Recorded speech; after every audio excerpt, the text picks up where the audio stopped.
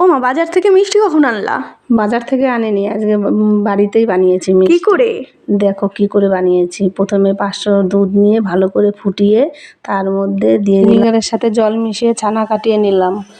ছানাটা কেটে গেছে, দেখো এবার ছাঁকনি দিয়ে ভালো করে ছেঁকে নেব। এরপরে কি করব তুমি বলো তো? এরপর ভালো করে এটা ধুয়ে নিতে হবে, তারপরে একটা সুতির কাপড়ের মধ্যে কিছুক্ষণ রেখে দিতে হবে যাতে জলগুলো ভালো করে ঝরে যায়। জল ঝরানোর পরে ছানাটা বের করে ভালো করে প্রথমে ভেঙে ভেঙে নিতে হবে। তারপরে 1 চামচ ময়দা দিয়ে ভালো করে হাতের সাহায্যে ভালো করে তুমি মেখে নিচ্ছ। এবার গোল গোল আকারে মিষ্টির শেপ দিয়ে রেখে দিচ্ছ ঢেকে। তারপরে তুমি কড়াইয়ে কি করছো এটা?